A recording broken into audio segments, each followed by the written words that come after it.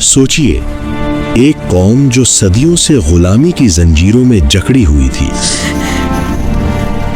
ऐसी गुलामी जहां इज्जत, जान और ईमान सब खतरे में थे। ये कोई अफसाना नहीं, ये कुरान में बयान करदा एक सच्ची तारीख है।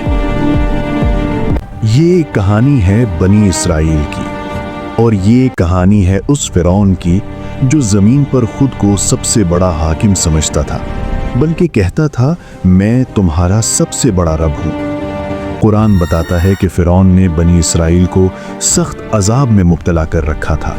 वो उनके बेटों को कत्ल करवाता था और औरतों को जिंदा छोड़ देता था।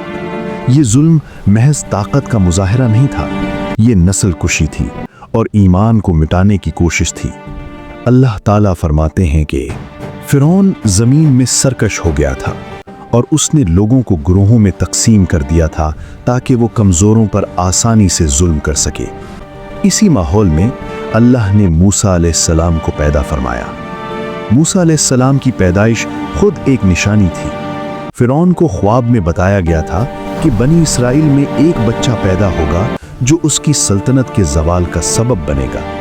इसी खौफ में फिरौन ने कत्लेआम तेज कर दिया, लेकिन अल्लाह का फैसला नाफिज होकर रहता है। अल्लाह ने मूसा अलैहिस्सलाम की वालिदा के दिल में वही डाली कि बच्चे को संदूक में रखकर दरिया में डाल दो और खौफ न करो, हम उसे तुम्हें वापस लौटाएंगे और उसे रसूल बनाएंगे। यूं मूसा अलैहिस्सलाम फिरौन ही के महल में परवरिश पाने लगे। ये अल्लाह की कुदरत का वाज़े मुज़ाहिरा था।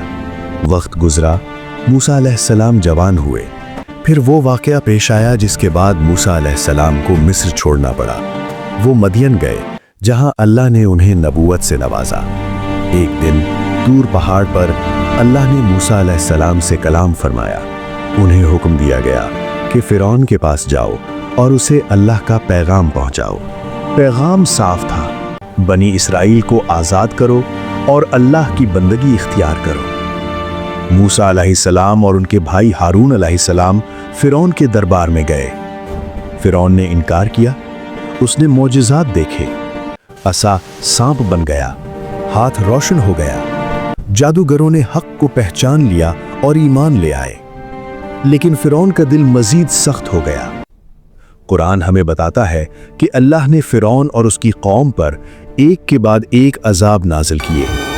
कहत, टिड्डियां, जुएं, मेंढक और पानी का खून बन जाना। हर बार फिरौन वादा करता कि अगर अजाब हट गया तो वो बनी इसराइल को आज़ाद कर देगा, और हर बार वो वादा तोड़ देता। ये सब अल्लाह की तरफ से मोहलत थी, इंजार था।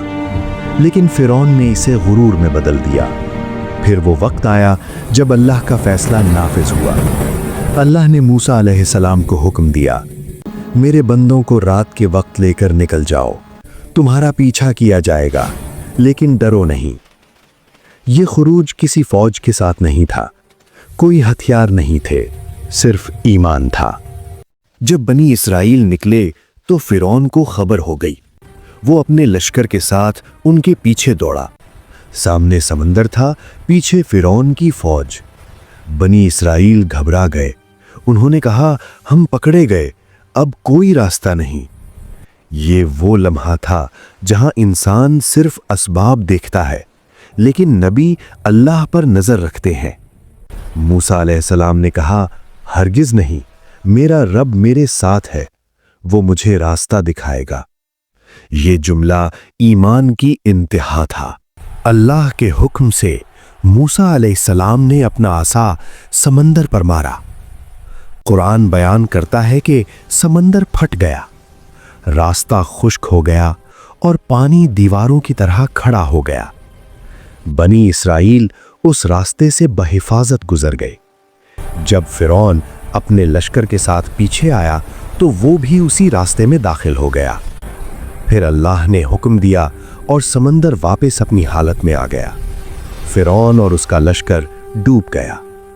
डूबते वक्त फिरौन ने ईमान का ऐलान किया, लेकिन अल्लाह ने फरमाया कि अब ये ईमान कबूल नहीं। अल्लाह ने यह भी फरमाया कि हम फिरौन के जिस्म को महफूज रखेंगे تاکہ وہ بعد والوں کے لیے نشانی بنے۔ یہ واقعہ صرف ایک قوم کی نجات نہیں، یہ ہر دور کے مظلوم کے لیے پیغام ہے۔ ظلم چاہے کتنا ہی طاقتور کیوں نہ ہو، جب اللہ کا فیصلہ آتا ہے تو سمندر بھی راستہ دے دیتا ہے۔